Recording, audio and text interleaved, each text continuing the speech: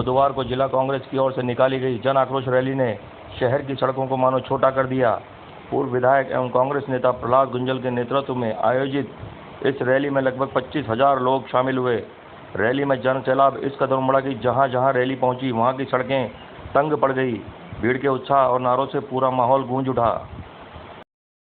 इस मौके पर कांग्रेस के प्रदेश अध्यक्ष गोविंद सिंह डोटासरा विशेष रूप से शामिल हुए। उन्होंने राज्य और केंद्र सरकार की जन विरोधी नीतियों को जमकर आड़े हाथों लिया और कहा कि जनता अब अन्याय व शोषण सहन करने को तैयार नहीं है। रैली में कांग्रेस कार्यकर्ताओं के साथ आम जन की भी बड़ी संख्या में भागीदारी रही, जिसने इसे ऐतिहासिक बना दिया।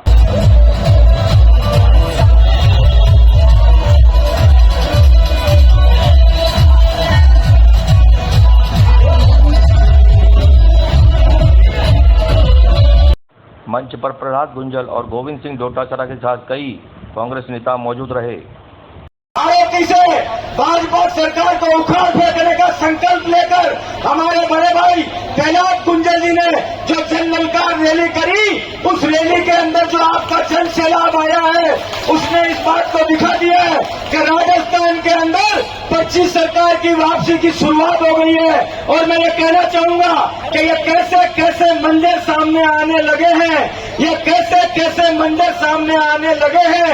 नाचते गाते लोग चिल्लाने लगे हैं, बदल दो इस ठहरे हुए पानी को, अब तो कमल के फूल मुरझाने लगे हैं। इस राजस्थान के अंदर आज कोटा की सड़कों पर जो जन सैलाब उमड़ा, वो इस बात का संकेत दे रहा है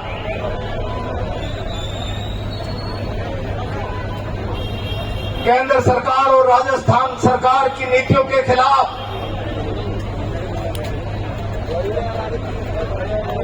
डोटासरा जी की अगुवाई में इस राजस्थान की जनता का कांग्रेस में भरोसा बढ़ता जा रहा है।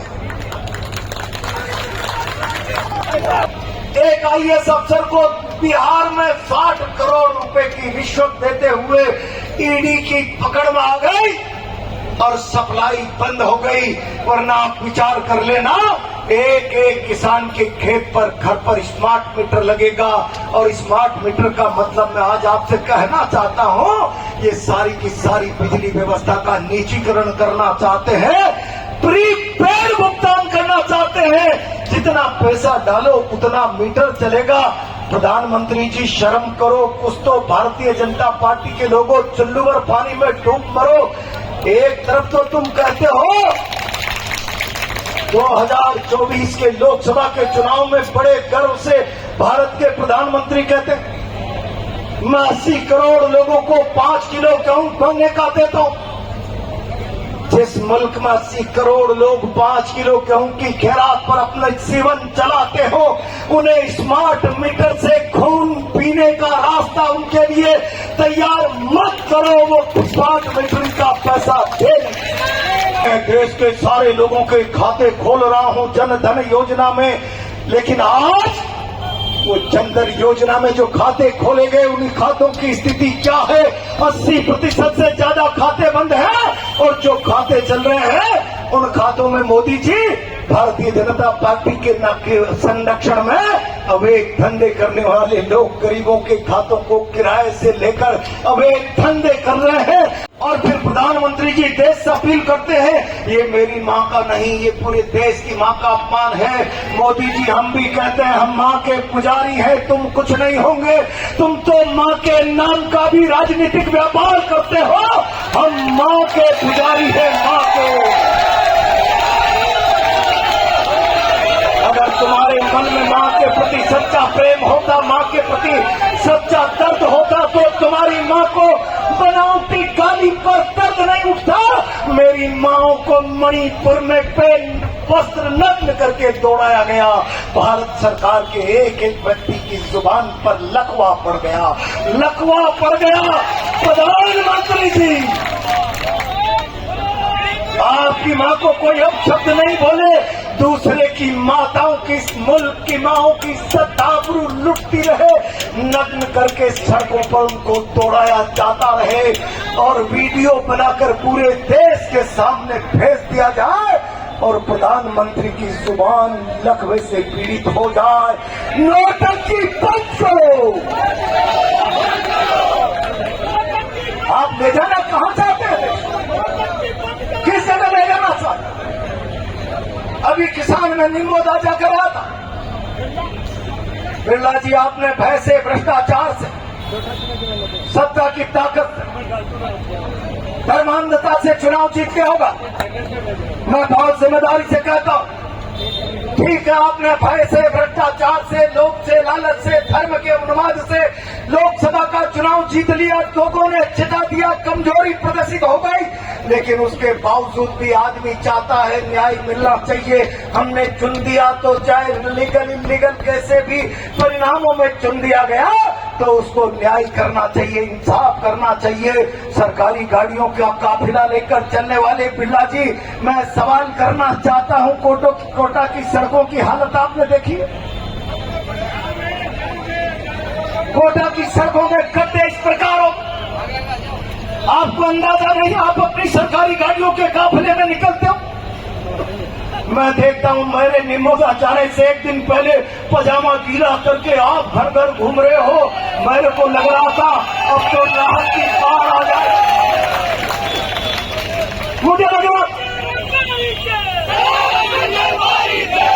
मुझे लग रहा था कि अभी पानी की बाढ़ नहीं, अब तो लोकसभा का स्पीकर प्रधानमंत्री के माथे पर बैठने वाला, मुख्यमंत्री को कुछ नहीं समझने वाला पहुंच गया है।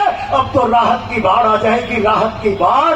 बिरला जी, मेरा निम्बोदा, मेरा छावदा का मालियों की बारी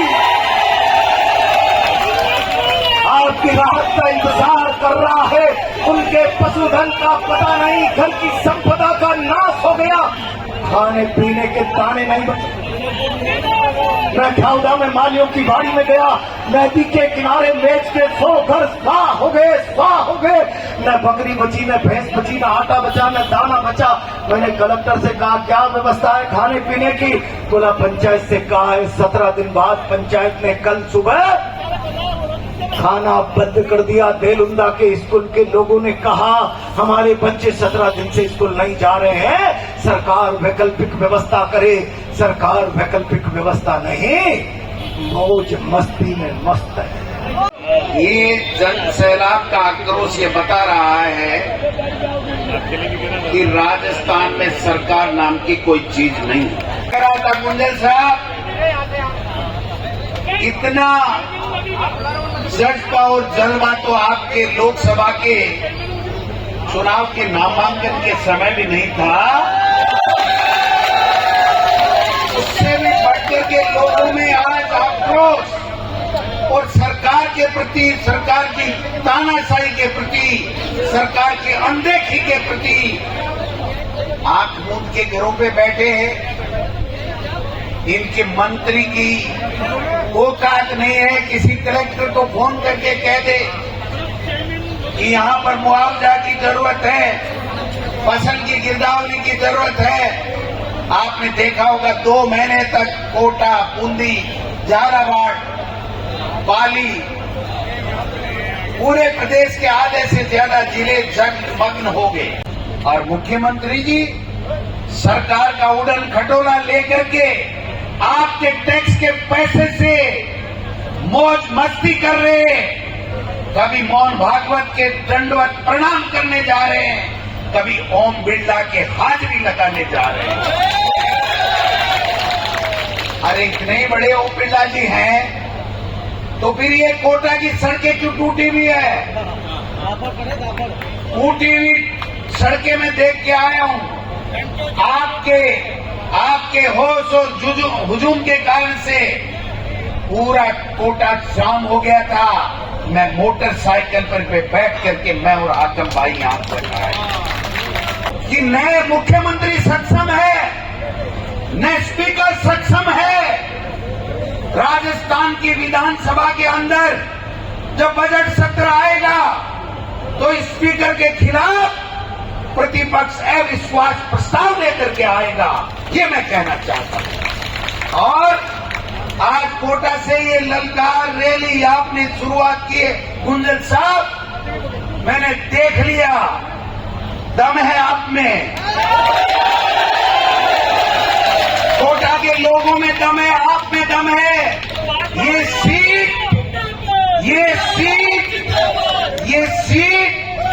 वोट चोरी से गई है। वोट चोरी के बाद में यहाँ जरूरत नहीं है उनको जनता की सुध लेने की। उनको लगता है दोबारा वोट चोरी कर लेंगे और हम जीत जाएंगे। अभी मैं आया हूँ, पुलिये की सड़कें टूटी पड़ी है, बाद की सड़कें टूटी पड़ी है, जनता परेशान है, कोचिंग हब बर्बाद हो चुका है। कोचिंग हब से चंदा ले लेके इन्होंने बड़े बड़े पद प्राप्त कर लिए, लेकिन लोग कितने बर्बाद हो गए। कितने लोगों ने भवन बनाए, हॉस्टल बनाए, मकान बनाए, कितना का रोजगार चलता था, आज आधे से कम हो गए। 2.5 लाख बच्चे आते थे, 1.25 लाख बच्चे हो गए। 50% मकान खाली पड़े हैं, किस्तें नहीं चुक रही हैं। कोई पूछने वाला है क्या? है क्या कोई बात करने वाला?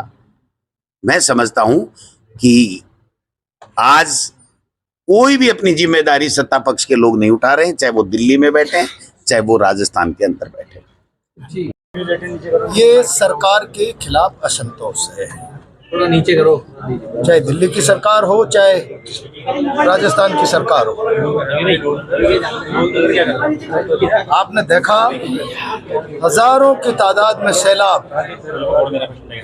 और यहाँ हमारे प्रदेश अध्यक्ष जी आ रहे थे, कोई नॉन बायोलॉजिकल प्रधानमंत्री नहीं आ रहे थे कि लोग कोई चुंबक की तरह आकर्षण में व्हाट्सएप से खींच के आ जाते हैं। ये गुस्सा है लोगों के मन में, अराजकता है, अव्यवस्था है। जिस पैटर्न पर सरकार चल रही है, तानाशाही रवैये से इस मुल्क की जनता किसी भी सूरत में उसको न समर्थन कर सकती, न बर्दाश्त कर सकती। आपने देखा, आप खुद गए होंगे, बहुत फोटो छापे आपने, घुटनों तक पानी में बिरला जी के घूमते हुए। 20 करोड़ का नुकसान है निम्बोदा में। मैं जाके आया हूँ, स्पीकर के ओएसडी गए वहाँ ख्याउदा में, मैं जाके आया हूँ। 100 घर मालियों की बाड़ी सुहा हो गए। 17 दिन बाद कल सरपंच ने कह दिया मैं अब खाना नहीं बना सकता, भरपाई नहीं हो रही पंचायत की, और गांव इकट्ठा होकर आ गया। 17 दिन से स्कूल में पढ़े हैं 100 परिवार, जरा बाहर निकलिए। क्या व्यवस्था है सरकार की? और इसीलिए आज का प्रदर्शन कांग्रेस के प्रति भरोसा, सरकार के खिलाफ गुस्सा। इस प्रदर्शन के बाद आगे की रणनीति क्या होगी? क्या गांवों में प्रदर्शन करेंगे क्या सर? गांव की जनता आगे की क्या रणनीति अब हम हमारे अध्यक्ष जी के मार्गदर्शन में अत्याचार के खिलाफ हर सूरत में, हर कीमत पर अब लड़ाई लड़ेंगे, चुप नहीं रहने वाले।